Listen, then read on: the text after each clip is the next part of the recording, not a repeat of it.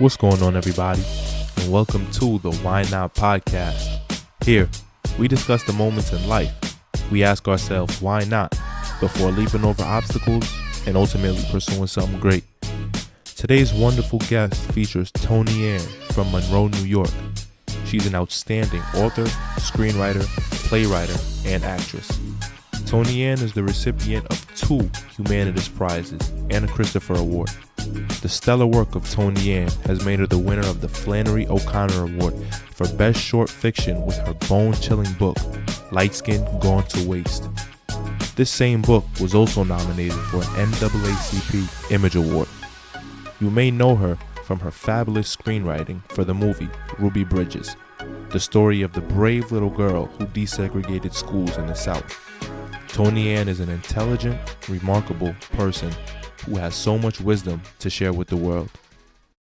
My motto is why not, and I always stick by it, regardless of what people say, what is possible, what's not possible. I continue to think why not, I continue to strive to be the best I can be.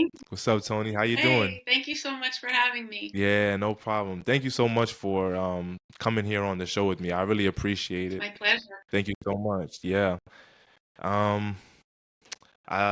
Let's just get right into it. I just want to ask you, what was the biggest why not moment in your life? Well, I've lived a long time, so I'm not sure if it's the biggest, but one of the ones that I think is relevant to this conversation is when I decided to move away from screenwriting and more into fiction. So as a screenwriter, my experience was I was mostly a writer for hire, which means I would be brought in and I'd have to pitch for a job, or they would have read something of mine, but they have another project that they thought maybe I would be right to execute. So I was always writing for either producers or a studio or a network, and I was having to execute the vision of someone else. So I didn't have the full freedom to really tell a story entirely the way I would want to tell it. And after about a decade, a little more than a decade of that, I realized that that wasn't the kind of writing that I wanted to do. And I was quite successful at it. I was making the best living that I had ever made in my adult life. I started out as an actress, and I did okay as an actress, but screenwriting was very, I was prosperous during that time. So I decided that it wasn't what I wanted to do, and I wanted to go back to graduate school. And so in my mind and in my journals, I just was very clear, like, I don't want to do this anymore. I'm going to step away from this and I'm going to go for this. But I knew that that was a huge risk because I didn't have any financial security. Nobody was asking me for my books. I didn't even have a book agent when I started writing a book. I didn't know how to write a book. I just wrote one. But so I did that. I wrote a book. I was living in Beverly Hills in a rented apartment. I was making a lot of money, but I decided, okay, I'm not going to work. I'm just going to write this book. And so I bought the least expensive house you could possibly find in Los Angeles. I bought a little tiny house in the hood where I still live. I love this house. But I bought a little tiny house, and I had enough money that if I didn't work for a few years, I could still be in this house. So I could still afford it. I had money saved. So I did that, and I wrote the book, and then it took 3 years. And then I went to my screenwriting agent and I said, I have this book. Do you have any advice? And they connected me with the books to film agent there. And she helped me get a New York book agent. So I had a New York book agent. I was all excited. And it was this agent who I just admired. She was an African-American woman. I met her in Harlem. She had a brownstone. She was great. And she took on the book. And then the book didn't sell. So that was a big disappointment, and I still really hadn't made any money. So then I realized, okay, I probably don't know how to write a book. So I realized I should go back to school. And that's when I decided to get an MFA in creative writing. So I went back to graduate school and just coincidentally, serendipitously, I got a screenwriting job like the week that school started. I Wow. got a screenwriting job. So I had to juggle both for a while. But I just went fully into that program and committed to it. And and even though it was a risk, I didn't even know how I was going to pay for it or anything. But because I got that job, I was that was a big help. So it was just, deciding I was going to move out of this really lucrative field into the unknown. But I wanted the opportunity to write the way that I knew I could write. I wasn't there yet, but I knew that if I learned, if I read more, if I practiced more, I could develop my writing in a way that I wasn't able to develop it while I was a professional screenwriter, because it just wasn't possible. I couldn't be inventive or try new things because I was working for people who were paying me, and they didn't want inventive new things. They wanted what they already knew. They wanted safe things. So Yeah, yeah. so that was quite a risk. Wow, that's amazing. And I want to say that I could definitely tell, you kind of give off that energy and that aura of somebody who likes being in charge of their own things. I kind of read your comment too, and after watching Me and Jadine, Uh-huh.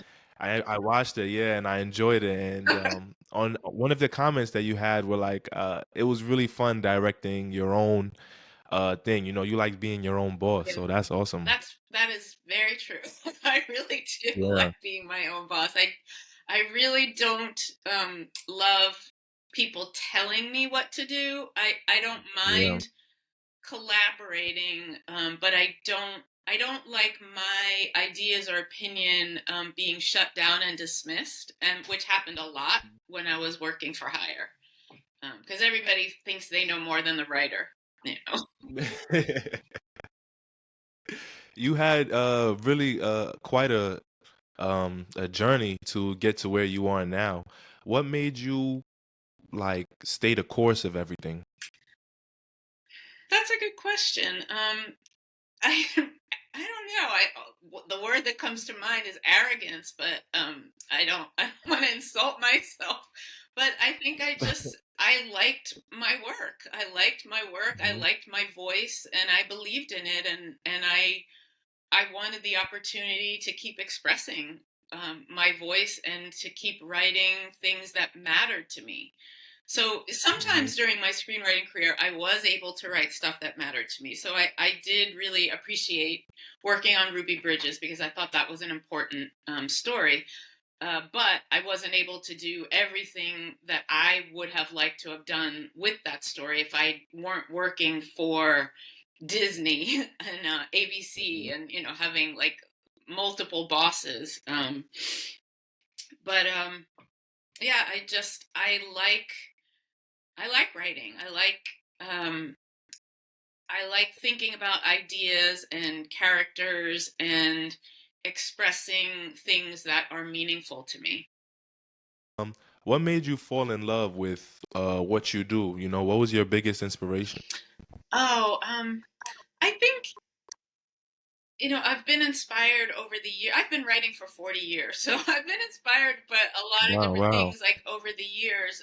Often it's just what's happened to me in my own life, but lately what I really love is just reading my work. So I love reading my work publicly. I did the audiobook, and I just had so much fun reading the book. It was an immense pleasure. There are a few Wow. characters in the book who have a voice and a way of talking that is just so fun to me.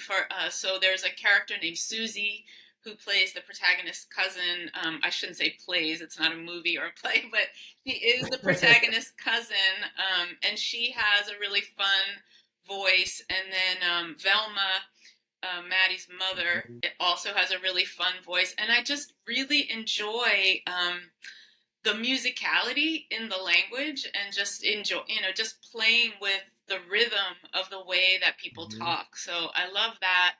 And I was an actress first, so I always try to make, when I do public readings, I make them like a show. I make them like a one-woman show.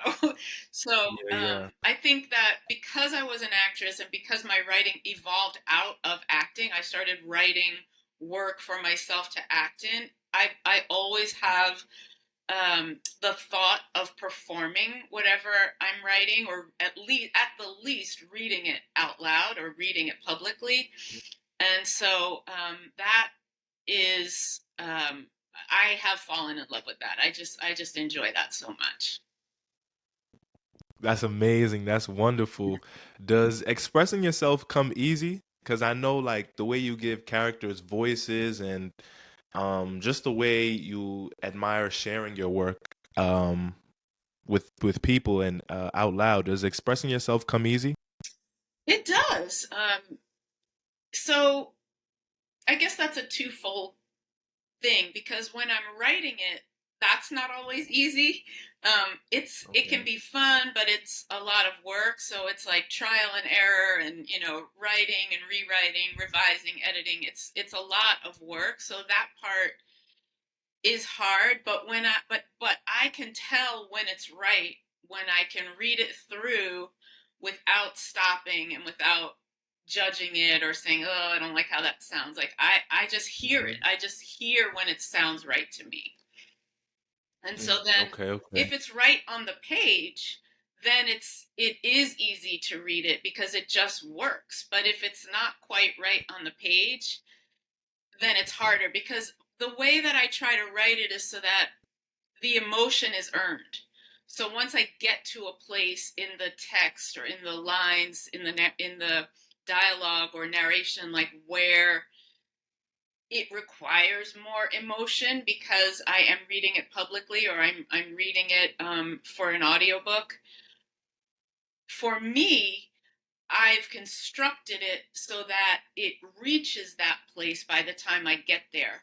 What makes it hard is if you jump, so if it's not written so that it's building to a more difficult passage, that's hard. To go from like flat, like no emotion, to heightened emotion, like that would be hard. But if it works on the page, it is easy for me to do it. It's mine. It might not be easy for another reader, but because it came from me, it's flowing as I flow.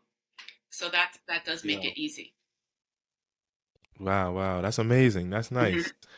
When you write stories or you write films, do you try to include life lessons that you've learned? Do you try and tie it in the theme of the story? I really love that question because yes, sometimes I have thought about it that way, but what actually happens is anytime you write anything, and I think this is true mostly for other writers too, whether you're conscious of it or not, you are constructing some kind of a moral argument in the work.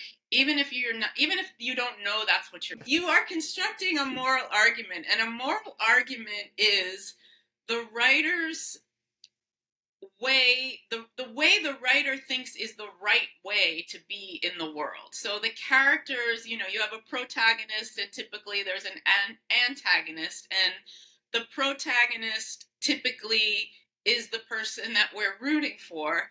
And so typically by the time the story ends, the protagonist has learned something because they've come into opposition with the opposing forces. And so the thing that the protagonist learns, the way they transform, usually is the lesson of the story or of the script. Wow. The thing that the character learns, like if you look at a film and you think about, so who was the protagonist in the beginning and how are they different at the end? The way they transformed their trajectory took them through some kind of a journey that changed their thinking or expanded their mind or did something to make them somehow a little bit different, or maybe a lot different by the end of the story. And the writer, intuitively knows that that needs to happen. So I'm not always conscious of, okay, I'm going to start this story and the lesson is going to be like, sometimes I have to find what the lesson is. And Right. I don't want to beat my reader or my audience over the head with a lesson. I want it to kind of be organic, and maybe the lesson is apparent, maybe it's not. But I do think that unconsciously there's an idea that we're trying to communicate with any story, and usually that idea is encapsulated in the transformation of the character. Wow, that is amazing. That is so intelligent. I've never heard that before. I'm always thinking, people before they start out, before they set out writing a story, oh, there's gonna be an automatic theme. But I never thought that the theme derives from somebody changing, somebody going through a transition, somebody growing through the story. That's amazing. I never heard that. And I actually am writing children's books. I've written about four, but I haven't published them. I haven't published any of them yet. So that's really good information and really a really good gem Well, that you just gave out. do you find, so if you can think about one or two of the books you've written, does does your main character go through some sort of a journey, and then is there sort of some sort of discovery or trajectory or change for them? Yes, yes, there is. I was gonna say that yeah, one of the characters in the story, she gets picked on for, let's say, not wearing the right clothes, and they get bullied throughout the story. And then in the end, he ends up switching back to himself, like, I don't need to impress people anyway. I'm good the way I am. Well, Yeah. that's what she learned, and that's the theme. The theme is be yourself, embrace Yeah. yourself, and be happy with that.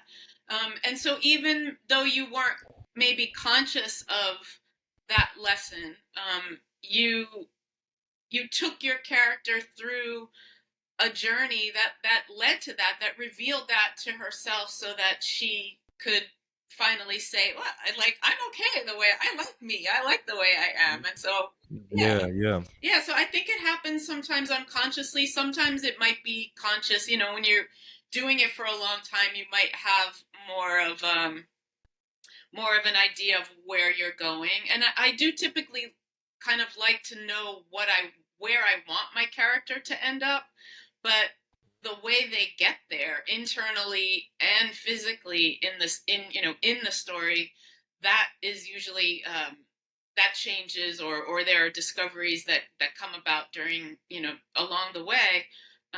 But I do think that it's helpful to kind of have some idea of like where you want the character to end up by the end. Yeah. Yeah, that's true. If there was only one billboard left on Earth, and you were to come up with a story, and somebody turned that story into a painting, and they threw it up on the billboard, what do you think that picture would look like? And what would be the message in that picture? Believe it or not, something similar to what you just described in your children's story. It would be somebody who might be like an outsider or different or othered, who at some point didn't love themselves, and maybe that character would be a little bit strange looking, but just embracing themselves and accepting themselves and loving themselves. So I picture like sort of a whimsical polka dotted person with like green or purple hair, just like I'm great. That's awesome. I think I would definitely do something similar. Definitely something similar. Just be yourself, embrace yourself, don't be afraid. I love that. That's awesome. How has your biggest why not moment helped you expand in your work? Getting experimenting with my writing, feeling like it's okay to try different approaches and different voices, and um, different sounds even on the page, like just having fun with the writing. It's not always fun, I have to admit. I mean, I write a lot of pretty sad, bleak, depressing things sometimes, but even within that, I try to make the text fun in some way, lyrical or funny. Even in a sad story, I try to have moments of levity, but it's definitely deciding to write what I wanted to write has opened my life up so much and my work. That's awesome. Um, what was the process of making Ruby Bridges like? Were there any parts of the movie you were like, oh, I don't want to add that in. That might be a little too much, or that might be a little too real or too raw for people. Never. If anything, I wanted more. Yeah, let's go. Let's I wanted go. more. Like we had limitations on Ruby Bridges because it was a story for children. It was written for the wonderful world of Disney, which aired like in the early part of the evening. So we couldn't use the N word in the first hour of the movie. I would have gone a little bit further because as harsh as what it looked like in the movie, it was worse in real life. It was Wow. extremely harsh.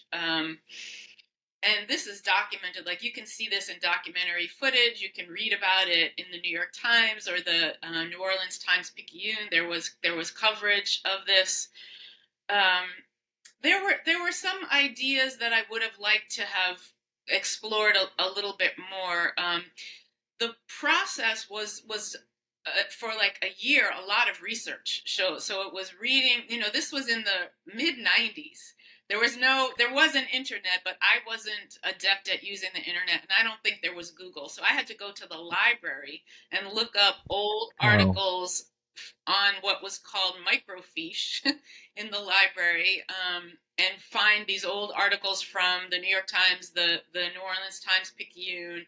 I read a book called The Second Battle of New Orleans. I went to visit Robert Coles in Boston and Barbara Henry, who was her teacher. Robert Coles was the psychiatrist. I spent a few days with Ruby in New Orleans. She took me to all the places. So it was just like piles and piles of research. I taped all these interviews. I had to like go through the tapes and take like transcription.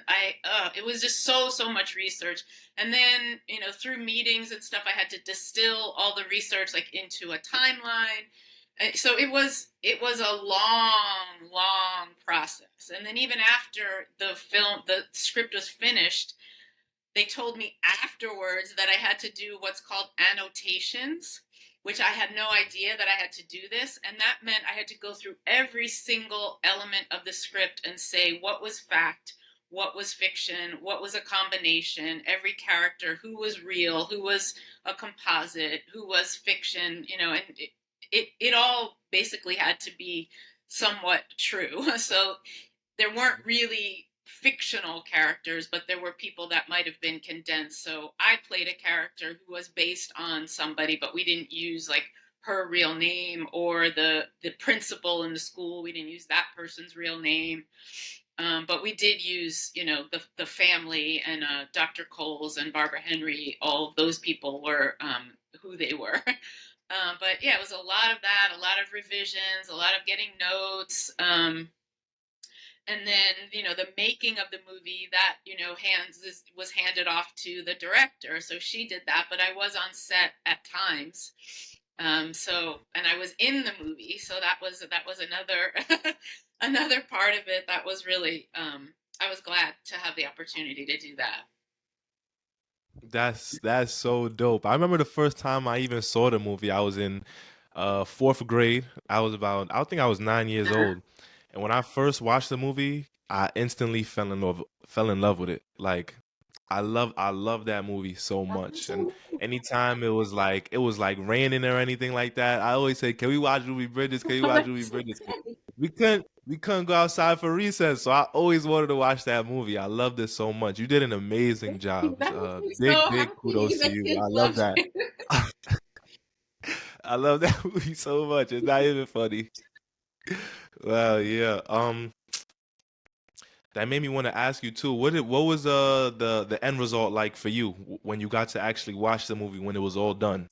How was that It like? was exciting. It was a little scary because, just seeing how things that I wrote were translated.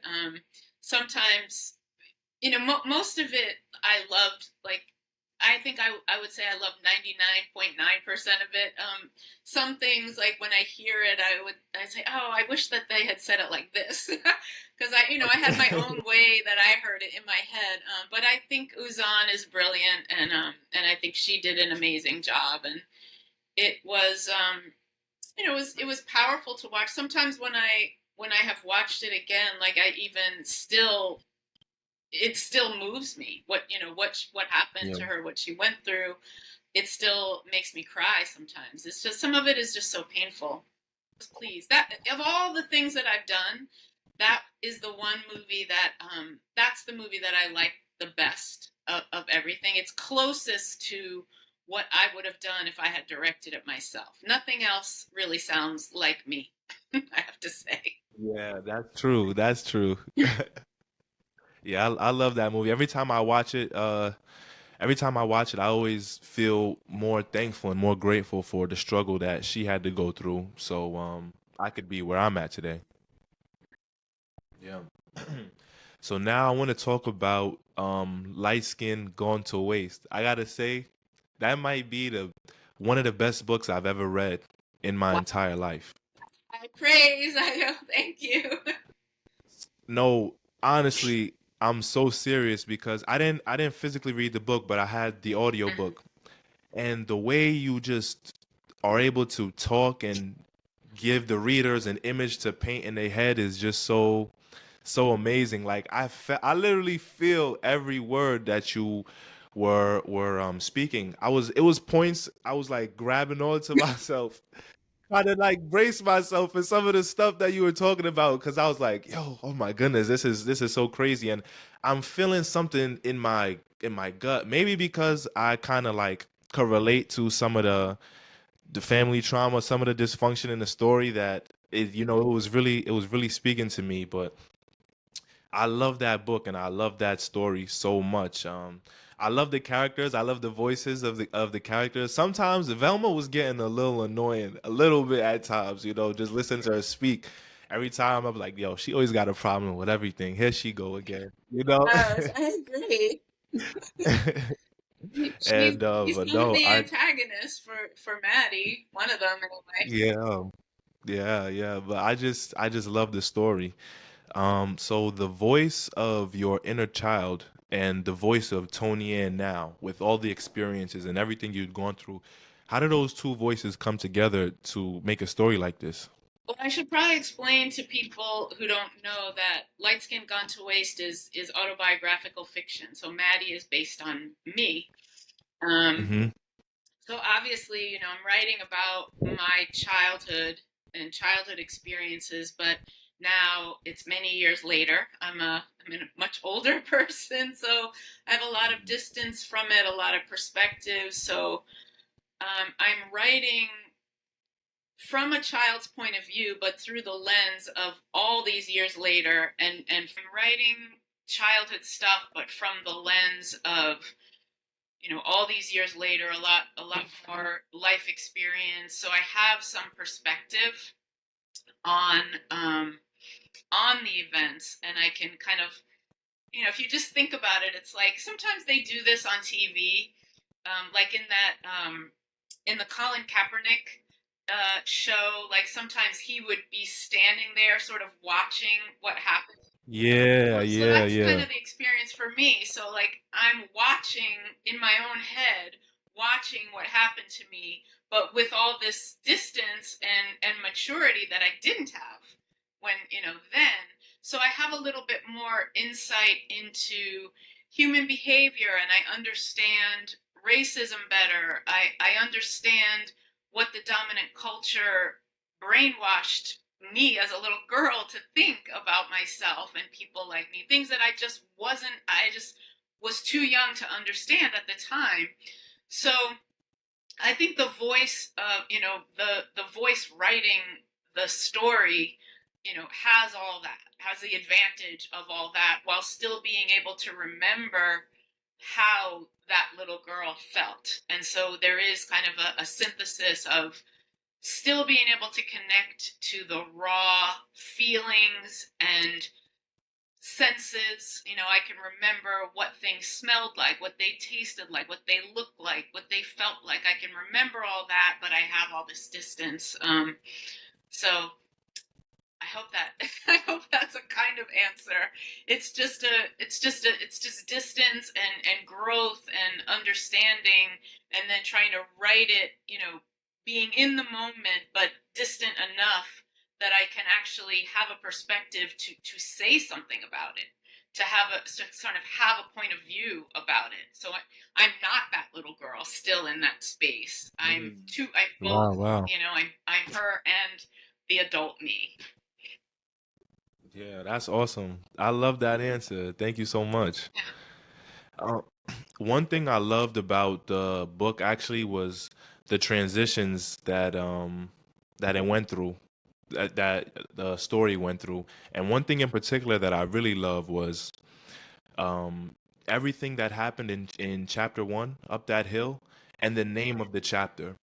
Because everything he went through, it literally felt like he was going uphill, like really fighting a tough uphill battle. Did you like name it and do that on purposely? Really? If I'm being honest, and nobody has asked me this, but I figured everybody would know. But I grew up with the Jeffersons, trying to get up that hill, like that song. Now we up in the big leagues, getting our turn at dusk. Like that was the song going through my head. It's just like Wow. that's the thing, that's the experience of Black people that move into the middle class and move into the white world. They're trying to get Hmm. up that hill. Yeah. Wow. Where does the passion in your voice come from when you were telling the telling it on audio? Because I gotta tell you, Tony, and I'm so serious. I literally was feeling a whole bunch of emotions when you were speaking, and I was even like making facial expressions based on the things that you were talking about. I was making Maddie's facial expressions, Velma's facial expressions, Phil's facial expressions, all of them. So, where does that like passion come from? I'm so serious. I was listening to it and I was walking somewhere. And as I was walking in public, I was making all these facial expressions, pointing my nose out, pinching my nose, pinching my mouth in. I'm like, wow, this is crazy. This book is awesome. That's so This funny. book is amazing. I really wanted to be an actress. I started studying acting when I was 12 years old, and Wow. I did an improv class at 12, and then by 14, I was training at the Lee Strasberg Theater Institute, method acting. So that kind of accounts for why you feel so much of the emotion, because that's how we're trained. We're trained to evoke that emotion by being authentic and feeling the senses around us. So I really wanted to do that. I studied, from age 14 at the Lee Strasberg Theater Institute. I went through the Young People's Program. At 17, I skipped a grade of high school. I went to NYU, and I was still training in that same program. So I went to that same acting school from age 14 to 20 years old. And then from 20 to 28, I was just acting all the time. I was writing, but I was also acting. So I think what you're feeling in Light Skin Got to Waste is me like, this is my one person show. Like this is me playing everyone, and I just love doing it. And because it's based on me and my family, like I know those people. I know those people. I feel them. I get them. I see them. I hear them. So I think that was just luck. It was just luck on my part that worked out. But I would be. And I'm making these faces. I know people are like, "Yo, what's wrong with this guy?" you know? That's good. I hope you'll share And it with other people if you have it. oh, most definitely. My brother was literally just standing right here, and I was like, "Yo, I'm listening to this book. This book is fire. This book is crazy. This book is elite. You gotta definitely tap in." I was just telling my brother, and I loved feeling a lot of the emotions of the characters. I love putting myself in their shoes and feeling everything that they went through. You're amazing, Tony, and I gotta say. The You're work is supposed amazing. to. Like, that's why they say that it helps people cultivate empathy. Because when you read or you listen to an audiobook, like, you can identify with the characters. Like, even sometimes, even the characters you don't like. Like, if Yeah, like yes, Velva. if they're honest, like, you might not like them or agree with them, but you can understand why they have that opinion or perspective. If more Yeah, people yeah. read, I think the world would be a much better place. Like, I think people would be kinder to each other because they can understand other people better when you read more and read widely, like across cultures. Yeah, right. Right. That's so true. When did you begin to embrace your own identity? And what could other people do to embrace their own identity? That's a good question. I was not embracing my identity really in the portion of the book that it covers Maddie's life, like Maddie's me. So it ends, Maddie is, or the penultimate story, Maddie's like 15, and then we cut forward, and she's in her 20s, and then she's in her 40s, like it jumps in time. So it was in my 20s, and that last story talks about it a little bit, about the journey of that. Like, so I definitely went through like a really militant phase, and that was kind of responding to how I felt so repressed, to kind of like straighten my hair and be more give a more look of fitting in with all the white people that I was going to school with, and so I had, even though like I cut my hair and I wanted people to know that I was black, there was still a part of me, because I was in this all white environment, that just felt like an outsider, like I was different, like I couldn't really fit in, I couldn't be embraced. And so when I started responding to that, I went all the way in the other extreme. So I, was wearing really Afrocentric clothing and jewelry, and I was like really went through a really angry period where I just like hated everybody from home, and just hated. I mean, Wow. I still don't like racist white people, but I was like was a little bit like out of control with how I felt about just being in this country, dealing with racism. And then I sort of started. I kind of found maybe where I am now, like a less angry, still somewhat. I don't know if militant is the right word, but definitely like pro-black, and I just went through a period of learning a lot. I was in black theater, so I was around a lot more people of color, and when you go to theater a lot, you learn things because people are kind of like teaching through plays. And so I learned, and I was reading a lot, and just learned a lot more about my culture. And so I would say that I really started to feel comfortable in my own skin somewhere like in my mid 20s.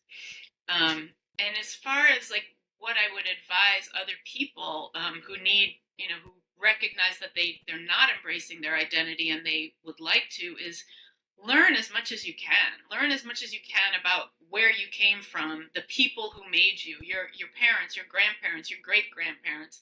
Get a DNA test. Like learn really like fundamentally and precisely who you are. And if you are confused about if you're confused about the worth of the people you come from, learn why you're confused about that. Learn why you've been brainwashed to think that you're less than. Learn the truth. Like, we live in a culture that we are not dominant. The dominant culture, in order to protect itself, has to diminish others. And a lot of times we're the others. So we've been diminished and dehumanized. And once you figure that out, that that's what's happened, then you may start to feel like, wow, I'm actually really powerful and great because I'm still here and I'm okay. And I went through all of that. I've had all those obstacles to navigate through.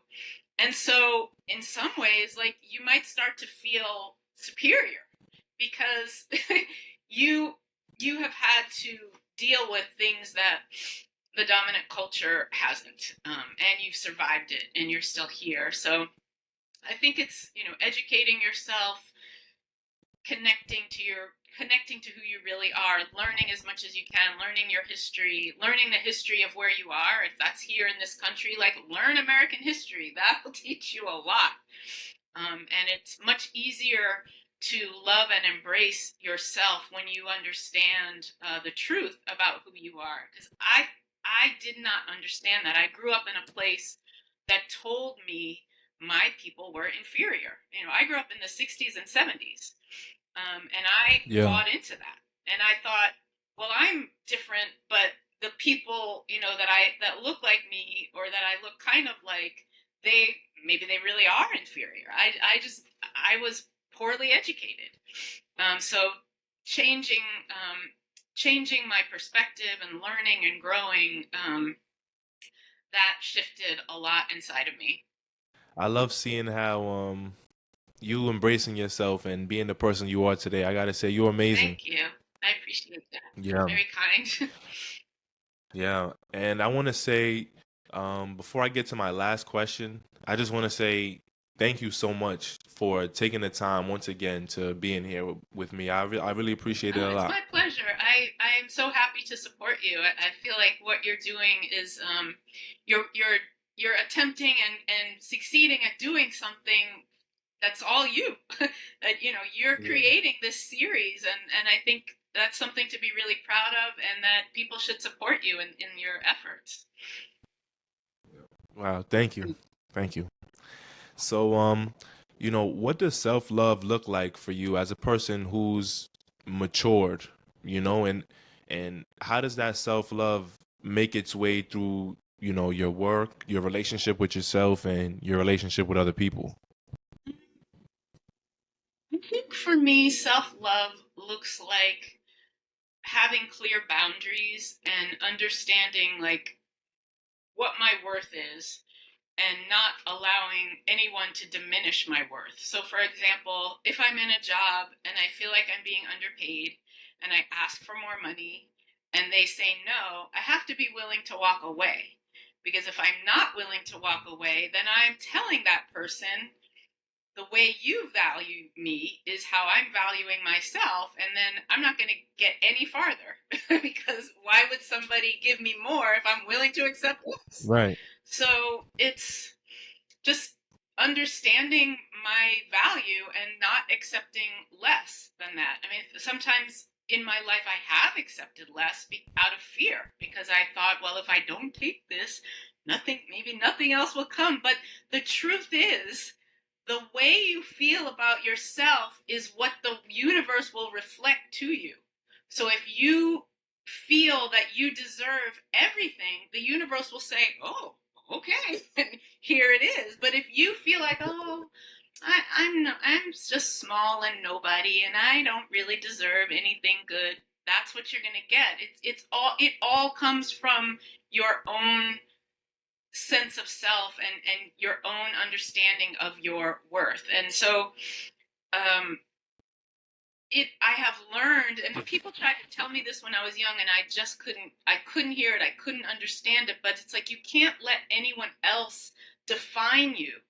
You have to define yourself and understand and be clear about who you are, what you want, how you want to live, and how you want to be treated. People will treat you the way you allow them to treat you. And so if you have to walk away from people who don't treat you well, I think it's wise to do that, and do it without fear.